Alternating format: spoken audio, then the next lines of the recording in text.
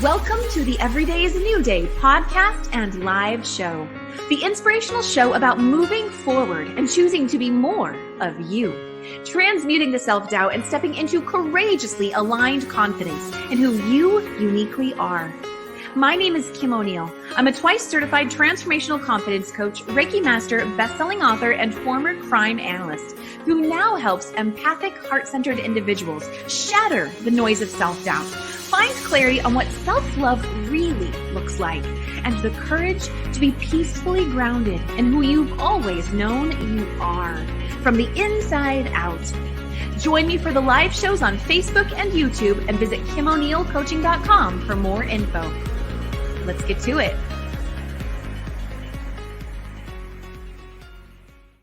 All right, and welcome to another episode of the Everyday is a New Day show. Once again, so happy to be here with you today. Feel free to go ahead and say hello down in the comments wherever you are viewing this, whether you are with us live or on the replay. I love to connect with you and hear what your takeaways and your ahas are throughout the show. And before we do anything else, we're going to go ahead and shake off yesterday.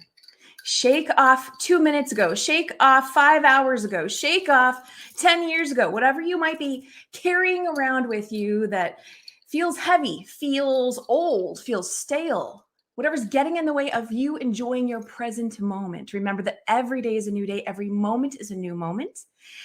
And one of the best things you can do for yourself is to bring yourself into that present moment, so that you can be fully in your power, fully embodied, enjoying the now, and then also being the best you out in the world, as the world is so privileged to be able to have you in it today.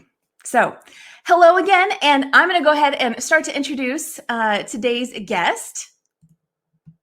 I actually was going to share a quote first. So actually, let me first revert back to my quote. So the quote we're going to use for today is, and I love this one because of today's topic. Our quote today is by Ram Dass, and it's, "Unconditional love really exists in each of us. It is part of our deep inner being." And that's by Ram Dass. Okay, and I'm curious to hear today's guest's thoughts on that quote. So just a heads up to him. Before we bring him on, let me go ahead and share a little bit about today's guest with you. Today's guest is, oh my goodness, and I did the one thing it's Arno, and I'm going to allow him to pronounce his last name. So Arno is the CEO and founder of Imagine Evolution, where he helps women and men in the C-suite elevate and sometimes even save their relationship without ever involving their partner. He is a couples coach who doesn't work with couples, but rather empowers individual executives to create a successful relationship, even if their partner doesn't want to change.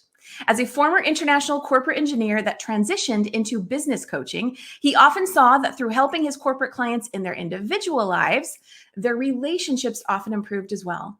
Today, he's going to talk to us about executive relationship coaching, love languages, and of course, that link between how changing yourself changes your relationship. And so with that, Arno, welcome to the show, Arno. Hey, Kim, thank you so much for having me. I'm excited. And I also shook everything off as you were saying that. So it's really nice. Thank you for having me. And I love the Good, quote. Absolutely. Thank you. Oh, good. Okay, before we get any further, please pronounce your last name for everyone so we say it correctly. So it's German, and it's pronounced Koch, but I say Koch. Arno Koch, the coach, also has a good ring to it. And I thought about that, you could do some play on words with that one. So Arno Koch. Yeah. Koch would be the German pronunciation, yeah. Okay, Yeah. Arno Koch. Okay. Yeah. Okay, Arno, so, would you then, I would love to hear your added thoughts on this. So let's go back to the quote that I just shared. Unconditional love really exists in each of us. It is part of our deep inner being. We're talking about executive relationship coaching that is really about the executive themselves and how it impacts their relationships. And how do you see this quote applying to some of that? So first of all, unconditional love. Love is unconditional appreciation. Right? It's very unromantic to call it that, but love and appreciation, you can use those words even exchangeably. The guy who wrote the 5 love languages, Gary Chapman, also wrote another book, The 5 Languages of Appreciation in the Workplace, which is a very powerful book. I love that book too. So love is unconditional. Appreciation in relationships needs to be unconditional, and it really does exist in each of us. And a lot of people have the think that the people in their lives that they love bring the love to their life, and if one of them dies or leaves, there's less love in their life. But it's not true. The people that we love just reveal the love that is inside of us anyway, and when they leave, we can still go back and think of those moments. I'm getting goosebumps right now as I'm sharing this, because I really believe it. For example, when I think of my grandfather, he died in 2014, long life, 96 years old. When I think of him, I don't think of sadness. I think of the beautiful memories that we had together. And I remember those moments of love and gratitude and beautiful memories that were revealed to me in those moments. And now I have those revelations inside of me that I can tap into anytime. And we talk a lot about trauma. We talk about emotional baggage. And what we don't talk about a lot is those beautiful memories. Most people don't even have a word for those. I call them emotional treasures that we can tap into whenever we like to adjust our emotional state. I love that. I agree. This was really hitting home for me too. That was beautiful. I want to go ahead and say a quick hello to our live viewers. Let us know in the comments, how did you just hear everything that Arno just shared? Hello to Helene. Good to see you with us. And I see Tanya is also with us. She says, shaking it, girl. Okay. I'm glad, Tanya. Good. Oh, I'm sorry. That was Corey. And so good to see you all here with us. Let us know in the comments how you are, how you're hearing what's being shared today. I know there's a lot more goodness here, and I'm really, really grateful for that. So, okay, Arno, let's get into some specific questions that I have for you in regards to executive relationship coaching. And I want you to first talk a little bit more about how can a person change their relationship by changing their self? Very good question. Most of our behaviors depend on our environment. Something happens in our environment and it makes us feel a certain way, and it makes us respond a certain way. And our partner is part of our environment. So what they do makes us feel something. And depending on how we respond to that will make them feel something. So as I act as part of my partner's environment, it triggers a response from them. And when I start acting differently, when I do new empowered things, when I communicate in a new empowered way, when I express more love, more gratitude, more appreciation, then their environment changes and they have to respond to a new environment. And that only is appropriate if they change. And if they're a good person, if they love you, that must be a positive change that elevates the relationship.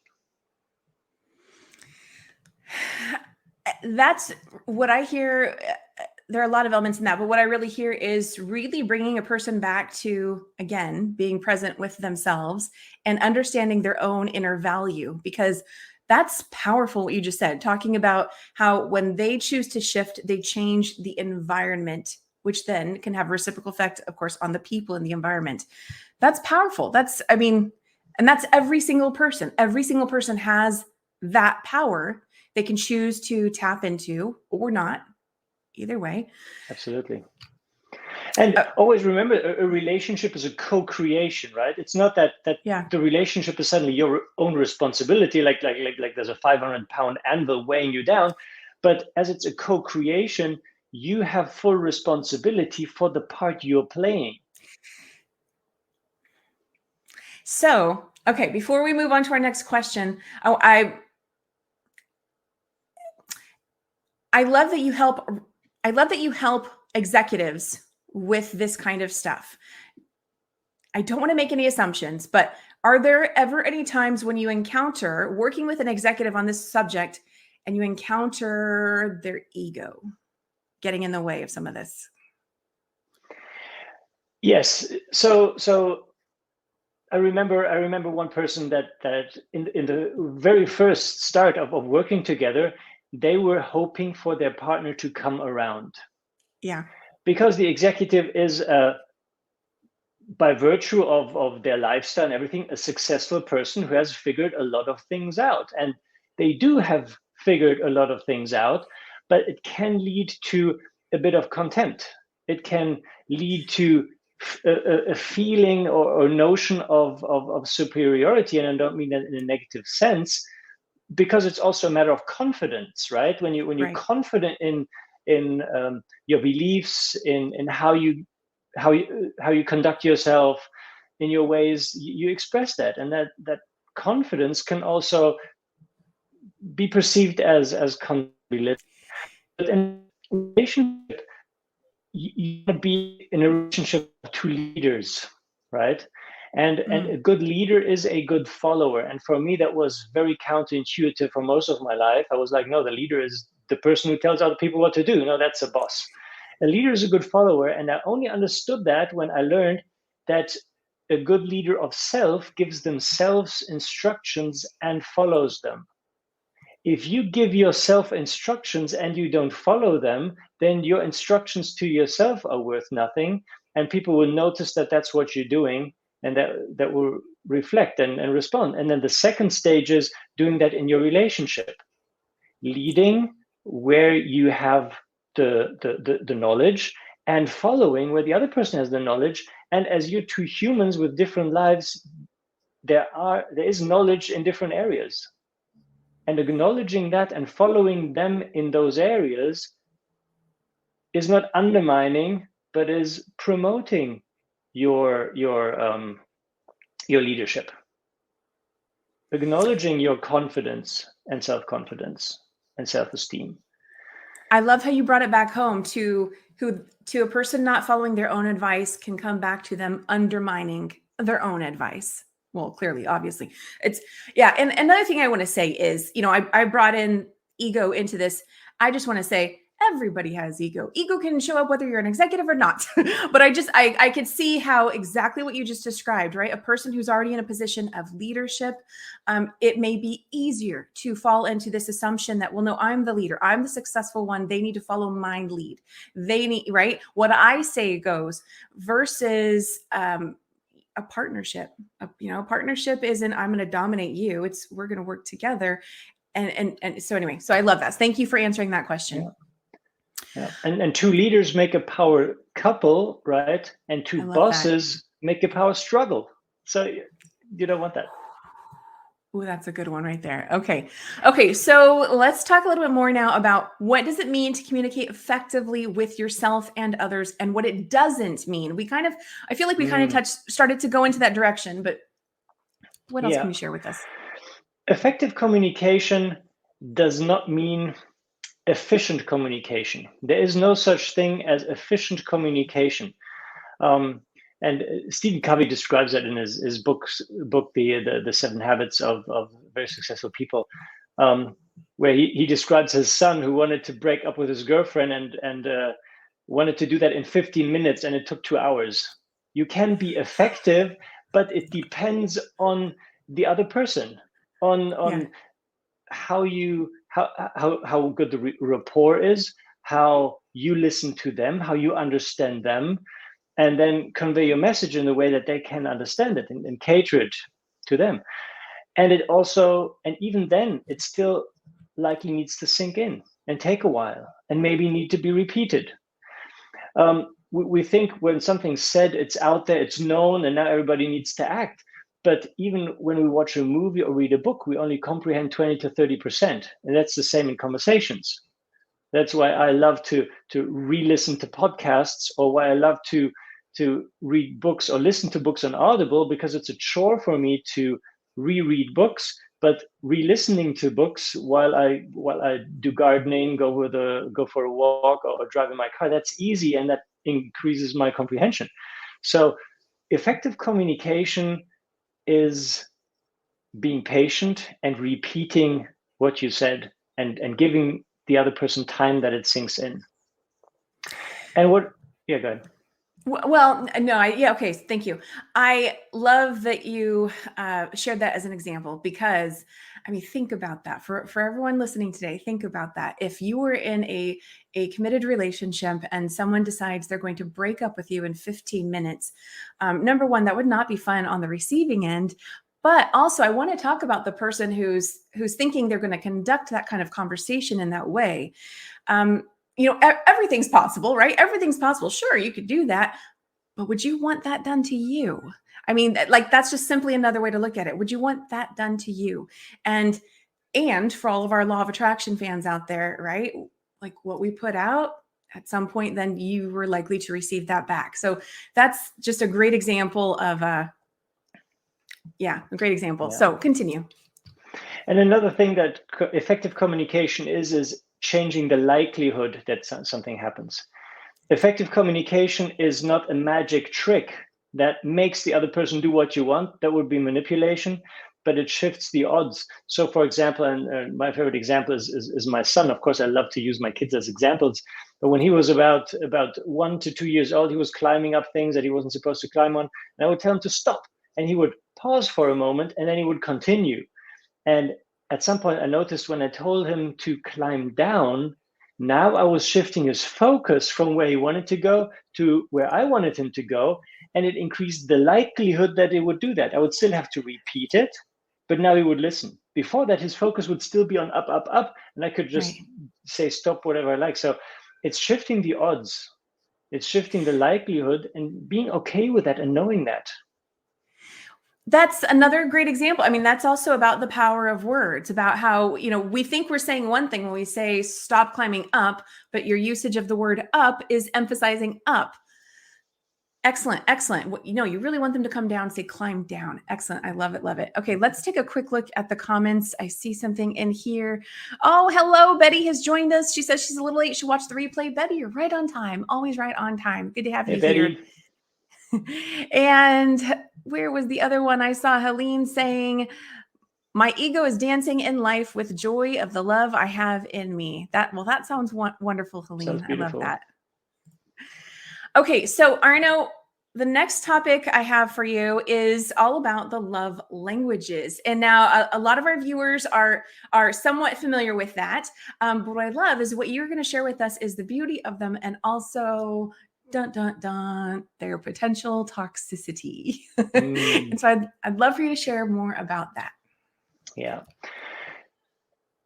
Showing appreciation is one of the foundations of a healthy relationship, and really keeping that up, focusing, doing it intentionally and consciously, showing appreciation every single day elevates the relationship, and stopping to do that or being laissez-faire about it gets the relationship kind of in maintenance mode, right? It just trickles along and just moseys along, but and then you wonder at some point, I fell out of love, or your partner says, I fell out of love, and it's a huge shock, right? But love is not only a noun; it's also a verb. To love, someone who loves, who feels love, expresses that in certain ways. And when you go and pinpoint and go into the weeds of what that person did, you might be like, but that's not love. No, but the overall expressions of love, all those things coming together, are what means love. And I sometimes say, I believe in cause and effect, but I don't know always what comes first. When I stop expressing love, I feel it less, and my partner feels it less. So when I start expressing love more, then I feel it more and they feel it more. And the 5 love languages are a great tool to get into that when I want to understand, but what is that? And how does my partner understand appreciation? So the 5 love languages, just for the listeners: touch, gifts, quality time, words of appreciation, and acts of service are very, very powerful ways to do that. But then there's also a toxicity to it, because after that conversation about the love language has taken place, now you expect that your partner now does that. The information has been dispensed. They know now, and now they need to do. And again, effective communication, it doesn't work that way. It doesn't work that way. So that conversation needs to be kept alive and talked about a couple of times. And every single piece of advice in the relational relationships goes full circle. And that means I express what my love language is. I hear what their love language is. So now I express their love language, I express myself in a way that I know makes them feel loved. And when they express themselves using their love language, which is not mine, I can now consciously comprehend and know what they're doing is expressing love. It goes both ways. I can have that conversation with my partner or not. It is about what I do with it. I express it and I understand theirs better. If they express mine better, also even better, of course, beautiful. But I have leverage in both ways. And the toxicity comes in when one partner says, "Hey, could you do this and that for me?" And the partner says, yeah, I can do that maybe in 10 minutes, not right now. And they say, "Well, but my love language is act of service. So you don't love me?" Right? And now you twist it in a toxic way and try to use it to have your partner do and manipulate your partner by making them feel a negative way. And if you misuse the love languages like that, that's a toxicity that you can take out of the relationship very easily by really taking responsibility for how you express yourself and how you perceive it. And again, changing likelihoods.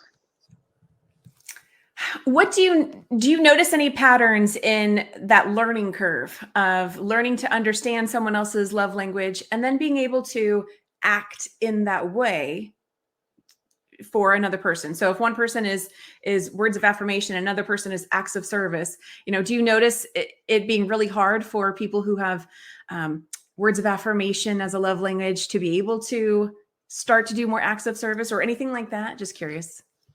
It can be really hard. It can be really hard. And I think the easiest way to express it is by talking about myself, things that I struggled with. For example, gifts meant nothing to me. So knowing that gifts mean a lot to my wife and knowing how to utilize that, understanding that language and how to speak it, stopping at Starbucks on the way home and bringing her a pumpkin spice latte, and then being rewarded with her jumping up and hugging me, being so happy. And I'm like, but I just brought a coffee home. But no, and embracing that, right? Or being in the supermarket and going like, oh, I haven't brought flowers home in a while. So doing those little gifts, right? It doesn't need to be a big thing, although a big thing also means, but really how I do that in my day. Or words of appreciation, expressing gratitude, for example, which is a form of appreciation, expressing gratitude for things that are absolutely normal. Do you think it's quote unquote, it's their damn job to do that? It's their duty to do that. I don't need to thank them, right? I'm doing good things as well. And you would like to be thanked for that as well. And Arno, you can't overdo gratitude. Arno, can you repeat just a little bit of what you said? There was some audio fuzziness in there. I just want to make sure everyone catches that because I can tell what you just said was really awesome. Which part got lost? Just the last part, and now I can't even think of a catchword that you just said. Just the last little part. You already talked about how it doesn't have to be a big gift; it can be something small, and then you started to talk about something else. Yeah, words of appreciation, showing gratitude, expressing gratitude, even for things that are their quote unquote damn job or their duty, right? And being okay with them saying that. How often does someone express gratitude to you and you go like, oh, that was nothing. Not for that, it's fine. No, but acknowledging it and taking it in and also expressing it, because I noticed I was not expressing that gratitude for everyday things. And I was feeling weird when gratitude was expressed. And I was how do you say? I was ignoring this part of a relationship that can really elevate it, that can really have a positive influence. And I was not acknowledging it and I was not utilizing it. And it made a big difference when I started to do that. So really learning those things, it is a learning process. And we need to be patient with our partners in doing that. And again, communicate effectively with patience and repeating ourselves. Thank you for repeating that. I think that was worth hearing again. So I appreciate that. Hello, we have Carolyn, who's also joined us today. Good to see you, Carolyn. She's saying, I love myself more every day. Kudos to you, Carolyn, because that can be one of the hardest things sometimes. In fact, I love this. Let's talk about this a little bit. So what do you notice with executives in really wanting to improve their relationship and then realizing that it comes back to them and their own degree of self-love and how they're able to love themselves? Do you find that tends to be more of a challenge for them? I think it is for a lot of people, actually, whether you're an executive or not, to love yourself. Yeah, it is. A part of that is, I mean, expressing gratitude, appreciation is also exercising self-love, because when you contribute to someone else's well-being, you feel good about yourself. And you can start feeling in terms of what's this person's responsibility, what's that person's responsibility, and things getting more and more transactional and getting away from that and transaction is business, right? And relationship is reciprocity, and really going back into just giving and expressing appreciation and gratitude just for them being them, and not as a validation for something. So for example, I remember I would be in the supermarket, think of buying flowers, and then not buy them because my partner did something that I didn't appreciate. And I thought, and I construed or misconstrued that if I did something nice now, it would validate the thing they did that I didn't like, which is completely insane, right? Yeah. But really, really appreciating them as a person, and as an executive, I often don't have a lot of time. I have a lot of things to juggle, and it's often about, sounds very transactional again, loving smarter and not harder, right? Because if you know their love language, if you know what your partner appreciates, you can do those things a couple of times a day and not exhaust yourself doing other things. And you can find those oases of. I think that word transaction is a really good word, and it's leading me to think about people who fall into workaholism. I am a former workaholic myself. It can become such a habit to be such a workaholic and then so transactional. And I'm just thinking about people who may think that, like, well, okay, I want my relationship to be better. What can I do? I just want to do something to fix it, but yet still not fully connecting with their emotions in a way that's authentic to really add that connection to the relationship. I don't know. There's something about that like I'm wanting to bring up. Is there anything that comes up for you as I just kind of bring that up? Yeah, it's connecting with self means having a word for the emotions that you have. And Yes. I've worked with people who don't have words for certain emotions. So there's a thing called Wheel of Emotions. You can Google that. There are plenty of them to find online, and that can help to identify your emotions and putting your emotions to words, saying how you feel, even silently to yourself, can bring a lot of clarity already and connect with yourself. And also telling your partner how they feel, asking your partner how they feel, not telling them how they feel, because you can also do that. And if it's true and if they like it, you're golden, it's okay. But most of the time we're not. So asking something like, it seems like you're frustrated about something right now, showing, hey, I'm not mansplaining to you how you feel, but I might be wrong. And I've thought about it, and it seems to me, so I put some effort in, and moving that outside of you, like you're the problem because you feel angry, or I'm the problem because I see you as angry, but you have a valid feeling of frustration about something that had happened out there, and then you can talk about that. And it's the same with yourself. That helps a lot to get in touch with self, and then you can express that, right? Otherwise, you're just vaguely angry, and the other person doesn't know why, and you even don't know it's yourself. Great point. Sorry, I just got a notification on my computer. So Arno, great topic. I love all of this. And I'm a big fan of the emotions wheel as well. That's also something I use with my clients, having to really get to the space where they can identify them and understand them better and feel them being, so much. So Arno, we are nearing the end of today's show. I want to go ahead and share with everyone where they can connect with you. Your website, imagineevolution.com, and that's imagine-evolution.com, -evolution.com. Would you like to tell people a little bit more about how they can connect with you and what happens when they visit your website, things like that? Yeah, that website is a great source of information to learn a little bit more about myself. I also have an Instagram account, _Arno Koch. _Arno Koch, or LinkedIn Arno Koch, and just in general, Googling Arno Koch brings up a lot of contact possibilities for me on the first page.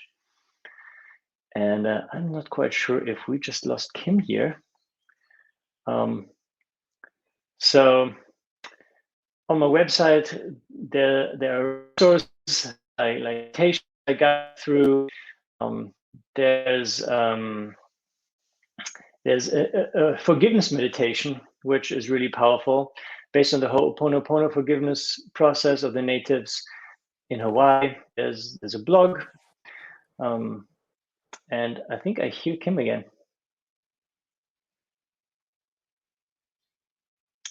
I think I don't. So, oh, you're back.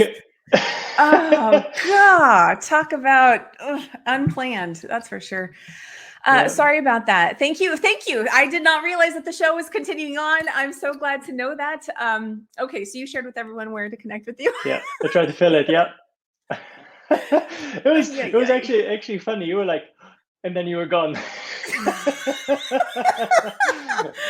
Oh gosh. Okay. So Arno, thank you so much for being here today. This was, I absolutely love topics that deal with relationships and, of course, the individual and how important it is to love yourself, be aligned in your own power and all of that. Because it's not just for you, it's for those around you too. And that's so key for people to know. So thank you for being here today. I know you already spoke, but do you have any, I don't know if you have any final words you didn't already use in the time you were filling up for me a moment ago? I just wanted to say it one more time. Every day is a new day. I just wanted to say it. And every day is a new day in your relationship. We choose each other every single day. In the world of Tinder, Bumble, all those things, a next relationship is just around the corner, and that you choose to be in your relationship, to work for your relationship, to invest in your relationship, that you're going a long ways already. And I hope you make that choice many, many, many more days. I love that. Thank you for adding that. That was really wonderful. All right, Arno Koch, thank you for being here today. It was a pleasure, and thank you. I'm going to go ahead and drop you back down into the lobby, and then I'll see you in just a couple minutes after I close out the show. Absolutely. Thank you. You're welcome. All right. So thank you again to everyone who's been with us live today. And of course, to all of our replay viewers and audio listeners, let me know down in the comments, what are you taking away from today's conversation? I see we have a comment right here right now. Helene is saying, I know that every day is a new day and I am blessed to know it. Yes, you are. And thank you, Helene. Yes, I am back. Thank you for everyone being here today and watching today's show. I hope that you found value in it. There were so many nuggets, and truly, if my computer hadn't completely cut me off, I would have taken the show a little further, but we want to just make sure that we get to close properly today. So we're going to close out. Again, as Arno was emphasizing, every day is a new day in your relationship. Every day is a new day in, your own self-practice. Maybe you're in that place of cultivating, what does it mean to love myself? How do I do this? What does this mean to be more of myself? Things like that. Every day is a new day. So it's not about perfection, it's about progress. And that I find can be very helpful to people who are in positions of power, leadership, things like that. Remember that. There's always something more to learn, regardless of where we are in life. There's always something more to learn, always more room to grow.